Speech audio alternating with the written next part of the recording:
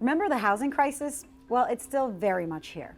And especially if you're a renter, the struggle is real. More than half of renters in the state spend about a third of their income in housing, and politicians in California have been talking about it ad nauseum. During his campaign and his inauguration and the State of the State and his budget proposals, Governor Newsom has promised to confront the crisis, even promising to build 3.5 million homes by 2025. And it's not just the governor. The growth of pro-housing development movements like the Yes in My Backyard or YIMBY movement, Democrats winning a supermajority in the state, and California cities reporting dramatic increases in homelessness had us all expecting that this would be the year of legislative solutions to end the crisis. One which the governor supported was the importance of building housing near transit. We all know the problem.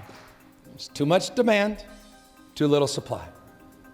And that is happening in large part because too many cities and counties aren't even planning how to build.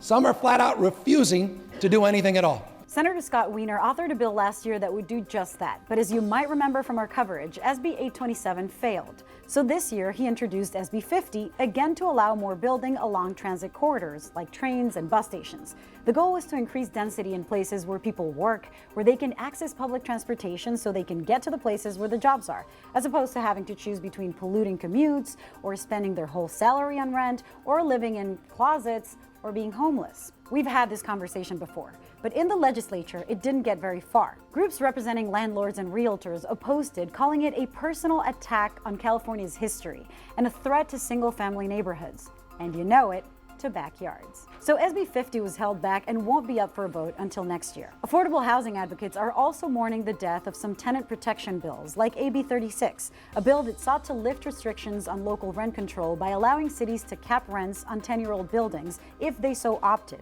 by amending the Costa-Hawkins Act that severely limits rent control. That one was shelved. Those opposing it say rent control disincentivizes new development, which is what they say would increase the supply of housing and fix the housing crisis. And of course, landlords want to be free to raise rents as they please.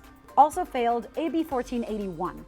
The Just Cause bill sought to prohibit landlords from evicting people for reasons outside of the renter's control, so without just cause, and in some cases would have required landlords to assist in the tenant's relocation.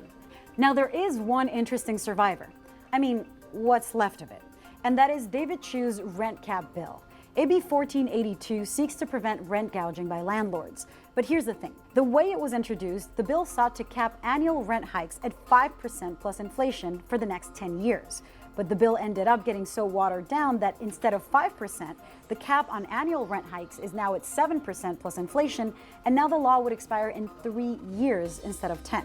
And since the Just Cause bill failed, advocates fear that landlords will increase rents by 7% annually until it expires, or if they want to make more money, they can still evict you without just cause. 1482 is making its way through the Senate now. So why is it so hard to pass these bills?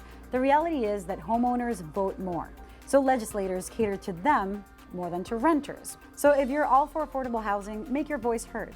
Some of these bills, like SB 50, the transit bill, aren't entirely dead. It's supposed to come back for a vote in 2020.